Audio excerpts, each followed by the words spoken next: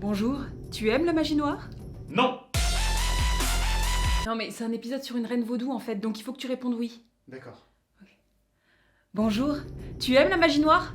Non! Bonjour, tu aimes la magie noire? Mais vaudou, c'est pas forcément de la magie noire. Je sais, c'est pour l'intro! Elle est nulle ton intro. Ah bah oui, forcément, c'est raté là, oui.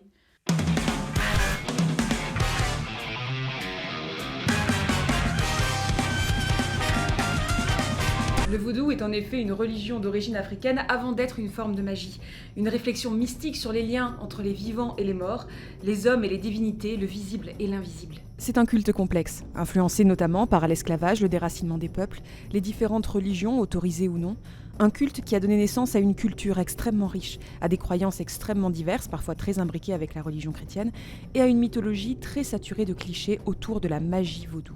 Cette dernière, dans l'esprit de la plupart des gens peu renseignés, est perçue forcément comme maléfique ou mauvaise. Or, les rituels vaudous peuvent servir à protéger ou à guérir, par exemple. Allez, merci Sabrina. Deux. L'apprentie sorcière ou je sais pas quoi. Les cultes vaudous sont toujours suivis de par le monde, et s'il est une figure qui inspire particulièrement la peur et le respect parmi toutes, c'est bien la grande reine vaudou, Marie Laveau. Harry Potter! C'est bon, on a compris.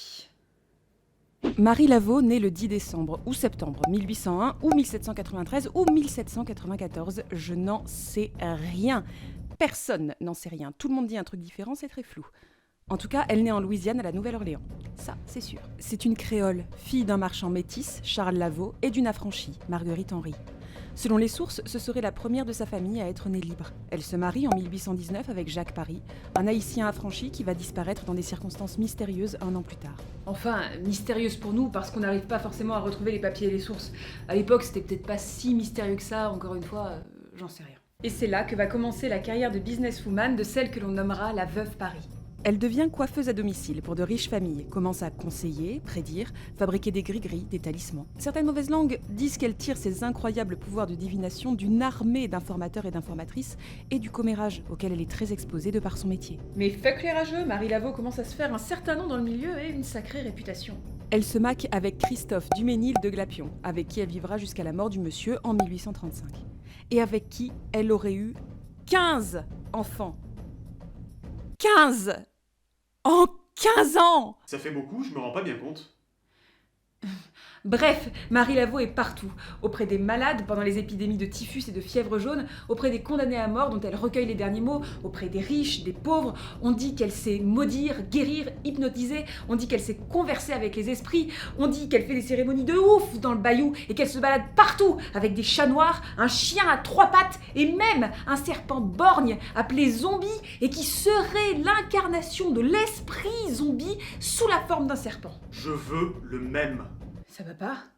On a déjà un Perceval et on ne sait même pas maîtriser toute sa puissance. Marie Laveau fait peur, elle est forte, elle est libre, elle est surclasse et surtout elle ne tarde pas à être pétée de thunes. Les gens viennent la voir de partout et elle fréquente tout le gratin de la Louisiane. Ah, tu veux parler du jambalaya? Le gratin de la Louisiane? Quoi? C'est un plat typique de la Nouvelle-Orléans. Le jambalaya. Voilà, donc décidément, l'humour dans cette vidéo ne décolle pas, il ne décollera jamais. Et bien évidemment, qui dit vie de ouf mystérieuse dit mort de ouf mystérieuse. Le 16 juin 1881, les journaux annoncent la mort de Marie et son enterrement très suivi par toute la communauté. Mais le fait est que c'est pas si simple que ça. Son corps décapité aurait été retrouvé au sommet de sa propre maison. Ou encore, un ouragan aurait détruit complètement sa demeure, mais elle, au sommet, n'a pas voulu de l'aide qu'on lui a proposée et a dit qu'elle désirait mourir dans le lac Pontchartrain juste en dessous d'elle, juste avant que les eaux de ce lac ne se referment sur elle. Et qu'elle ressorte du lac après. Tranquillou! Oui, parce qu'un truc que tous les récits ont en commun, par contre, c'est le fait que Marie Laveau a continué à vivre après sa mort pendant un bon bout de temps. Alors, est-ce que c'est chelou? Oui et non, puisque l'une des filles de Marie Laveau, appelée elle-même Marie Laveau II, ou se faisant appeler Marie Laveau II, ce qui n'est pas très original, mais plutôt pratique, lui ressemblait beaucoup et se serait tout bonnement fait passer pour elle après sa mort, entretenant par là même cette image puissante de prêtresse éternelle et de reine vaudou immortelle. D'ailleurs, dans ce même but, laissez-moi vous présenter Elsa II, qui prendra ma succession au cas où. Bonjour, je m'appelle Elsa et j'adore l'amitié et les grillades. Les légendes sur elle sont dingues, et il y en a plein. Je vous conseille d'aller les chercher par vous-même parce que c'est juste hallucinant pour une même meuf. Elle aurait eu un genre de maison close dans laquelle elle faisait des sacrifices et des cérémonies secrètes pour les plus hautes personnalités politiques.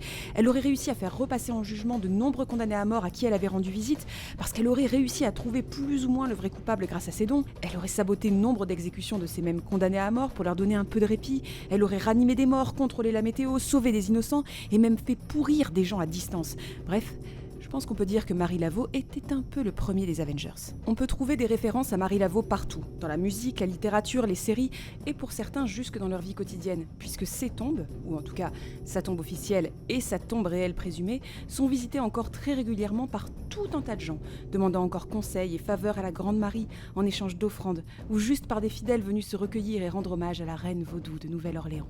Ce qui est intéressant avec elle, c'est de voir cette femme se servir de ses origines, de sa culture métissée, de sa position, pourtant pas forcément enviable à la base, pour s'en faire un atout, une respectabilité, un empire commercial même, et une force vive qui perdure encore de nos jours.